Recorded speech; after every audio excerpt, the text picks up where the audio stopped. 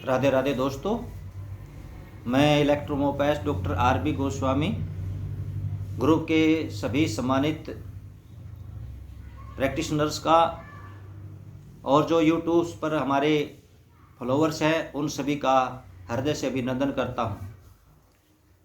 साथियों, पिछले कुछ विगत वीडियो से हम जो है मैट्रिया मेडिका के अंतर्गत हमारी जो 38 बेसिक मेडिसिन है उन पर हमारी चर्चा चली हुई है। उम्मीद करता हूं कि आपको जो है कुछ इससे लाभ प्राप्त हो रहा होगा।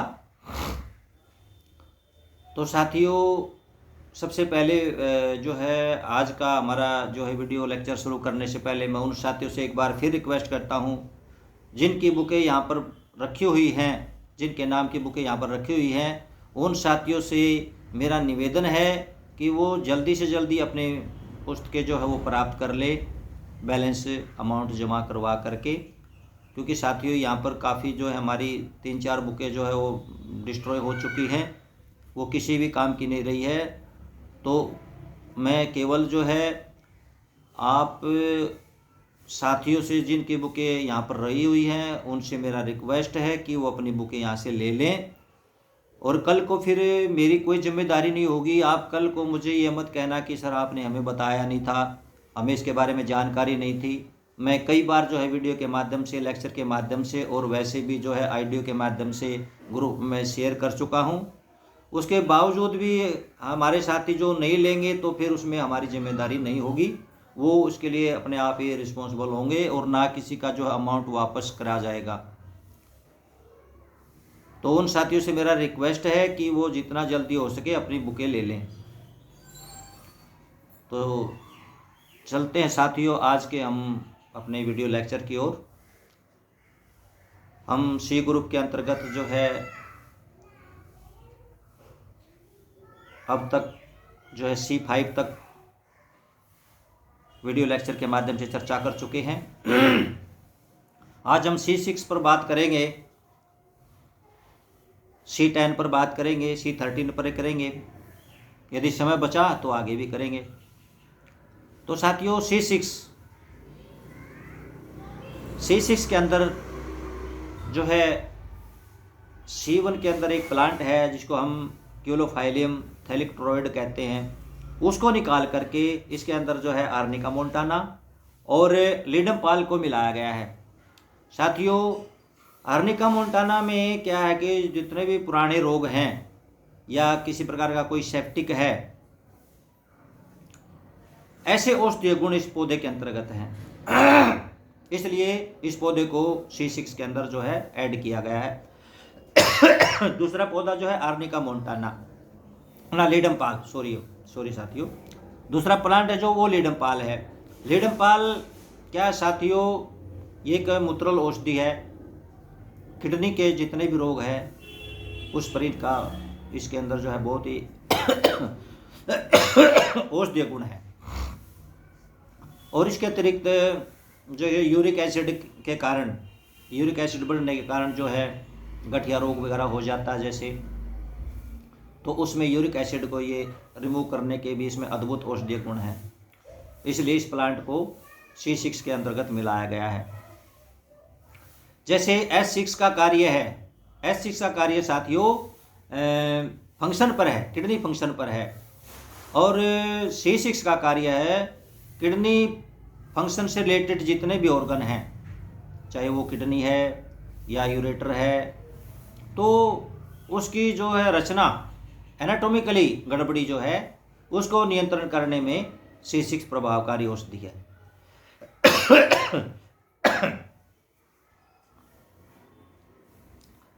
यूरिनरी प्रणाली के मूत्र मार्ग के जितने भी रोग हैं, चाहे वो कैंसर है या पथरी है या किसी प्रकार की उसके अंदर सिस्ट बन चुकी है या गांठ बन चुकी है, ऐसे गुणकारी जो है औषधीय गुण इस औषधि के अंतर्गत जो हैं, फिजियोलॉजिकल एक्शन इस औषधि का पड़ता है। दूसरी हमारी औषधि है C10। C10 में साथियों क्या है कि इसके अंतर्गत जो है क्यूलोफाइलियम थैलिक्ट्रोइड को निकाल करके इसके अंदर 3 औषधियों का जो है समावेश किया गया है। बेनेडिक्टस कार्डस बेनेडिक्टस और चैलिडोनियम मेजस और पोडोफाइलियम पल्टेटेनम। तो साथियों इसके अंदर जो है कार्डस बेनेडिक्टस है, उसमें जो है लीवर से संबंधित, सिरा से, धमनी से संबंधित जो है इसके अंदर बहुत औषधीय, अच्छे प्रभावकारी औषधीय गुण इस पौधे के अंदर हैं, इसलिए C10 में इस पौधे को मिलाया गया है। और दूसरा जो है पौधा है वो है हमारा चैलिडोनियम मेजस। चैलिडोनियम मेजस का क्या है कि ये भी जो है यकृत पर, लंग्स पर जो है, रेस्पिरेटरी सिस्टम के जो ऑर्गन है लंग्स पर, और किसी प्रकार के पित्त जनित दोष है, पित्त या अधिक हो जाए या पित्त कम पड़ जाए, तो उन रोगों को दूर करने में इसमें अद्भुत औषधीय गुण इस पौधे के अंतर्गत है, इसलिए इस पौधे को C10 के अंदर मिलाया गया है। तो इस औषधि का प्रभाव साथियों मेन तौर से जो है वो S10 की भांति पड़ता है। जैसे S10 का है जो भी उसके अंदर लीवर है या पित्ताशय है या अमाशय है, आंत है, तो उनकी कार्य प्रणाली पर उसका प्रभाव पड़ता है। और C10 का जो है उनकी रचनात्मक जो है बनावट है, एनाटॉमिकली जो बनावट है, उसके ऊपर जो है ये प्रभावकारी औषधि है। क्योंकि साथियों जब बनावट सही नहीं रहेगी तो उसका फंक्शन भी सही नहीं रहेगा, तो इसलिए इसको C10 के साथ, S10 के साथ में इसका प्रयोग जो है किया जाता है ज़्यादातर। तो जितने भी लीवर है या गाल ब्लेडर है, अमाशय है, आंत है, छोटी बड़ी आंत है, तो सब के ऊपर जो है उसकी जो एनाटॉमिकली जो कंडीशन है उसको ये जो है नॉर्मल अवस्था में जो है बैलेंस अवस्था में लेकर के आता है। इन रोगों के संबंधित जो भी रोग हैं, उसमें कैंसर हो सकता है, कोई ट्यूमर वगैरह हो सकता है, कोई किसी प्रकार का जो है अल्सर वगैरह हो सकता है, तो इससे संबंधित जितने भी रोग हैं उनमें जो C10 है बहुत ही अद्भुत कार्य करती है। इसके अतिरिक्त जो है पित्त कम बनने लगता है। साथियों क्या होता है कि पित्त जब शरीर में कम बनता है तो पित्त पर्याप्त मात्रा में जो है, हम जो भोजन करते हैं पर्याप्त मात्रा में जब पित्त नहीं मिल पाता है तो ऐसी अवस्था में वो भोजन जो है वहाँ पर उसकी प्रोसेस जो है वो पूर्ण ना हो करके अधूरी रह जाती है, और जिसके कारण वो भोजन जो है हमारे पेट में सड़ने लगता है। और सड़ने से क्या होता है कि बड़ी जो है बदबूदार ढकारें उसको आने लगती हैं मुख से, और जो है मितली और कब्ज वगैरह भी जो है उसको इस प्रकार की प्रॉब्लम उसके अंदर हो जाती हैं। और दूसरी अवस्था में पित्त अगर अधिक मात्रा में बढ़ने लग जाए तो जैसे एसिडिटी वगैरह है, जलन वगैरह है, पित्त की उल्टी वगैरह उसको आने लगती है, हरी पित्त जो है वो उल्टी में आने लगती है जब ज़्यादा मात्रा में बढ़ जाता है, और दस्त वगैरह जो है उसको पित्त के कारण जो है आने लग जाते हैं। तो ऐसी अवस्था में साथियों हम C10 का प्रयोग वहाँ पर करते हैं। C10 में जहाँ पर पित्त की कमी हो वहाँ पर हम स्ट्रॉन्ग डाइल्यूशन प्रयोग करेंगे, और पित्त अधिक बनता हो वहाँ पर हम C10 का जो है एक लाइट डाइल्यूशन के अंदर जो है उसको हम हल्के में प्रयोग उसका करते हैं। तो मेन तौर से हम इसको कहें कि जो C10 है वो हमारे लीवर पे भी काम करती है, आंतों के ऊपर भी काम करती है, स्टोमक पे भी काम करती है, यानी कि इन अंगों के ऊपर जो है ये औषधि जो है हमारी बहुत अच्छी प्रभावकारी औषधि है, अच्छे काम करती है। तो तीसरी जो हमारी आज की मेडिसिन है वो C13 है साथियों। C13 में भी क्या है कि साथियों इसके अंदर भी 6 पौधों का जो है समावेश किया गया है। इसमें जो हमारी C1 की क्यूलोफाइलियम है, क्यूलोफाइलियम थैलिक्टोरिड है, उसको निकाल करके यहाँ पर जो है अलेंथस ग्लैंडुलोसा और एट्रोपा बेलाडोना को मिला लिया गया है। साथियों अलेंथस ग्लैंडुलोना जो है वो जो है गले से संबंधित जितने भी रोग हैं, चाहे वो टॉन्सिल है, फेरिंजाइटिस है, लैरेंजाइटिस है, या गले में खराश वगैरह है, तो और दूसरा जो है आँत से संबंधित जितने रोग हैं, आँत से संबंधित यानी कि आँत के संबंधित रोगों के औषधीय गुण भी इस जो है अलेंथस ग्लैंडुलोसा पौधे के अंतर्गत जो है गुणकारी जो है प्रभाव है, इसका औषधीय गुण है इसके अंदर। और दूसरा पौधा जो है वो एट्रोपा बेलाडोना लिया गया साथियों। एट्रोपा बेलाडोना जो है वो क्या है कि श्वास रोगों से काम करता है, इसलिए श्वास रोगों से संबंधित कोई जैसे गले के अंदर कोई प्रॉब्लम आ जाती है, खांसी वांसी जैसे हो जाती है, वहाँ C13 का प्रयोग कर सकते हैं। तो वहाँ पर जो है P3 C13 बायोइलेक्ट्रिसिटी का प्रयोग करके जो है हम खांसी में बहुत जल्दी से जो उसमें रिस्पॉन्स हम प्राप्त कर लेते हैं।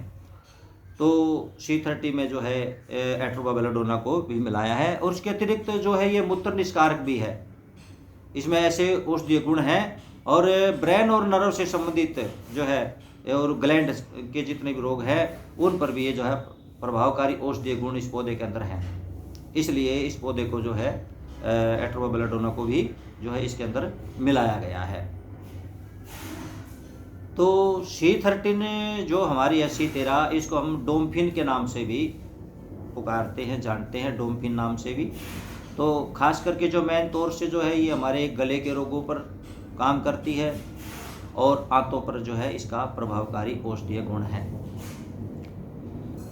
नर्वस सिस्टम के इम्बैलेंस होने पर जो है क्या होता है कि कई बार जो यूरिन अनकंट्रोल हो जाता है, अपने आप निकलने लगता है। ऐसी स्थिति में जो है हम C13 को लेकर के उसका लाइट डाइल्यूशन लेकर के जो है उस प्रॉब्लम से जो है हम मुक्त हो सकते हैं। अगर इस तरह की प्रॉब्लम आ जाती है, यानी कि हल्की मात्रा देने से ये उस पेशाब को नियंत्रित कर देती है।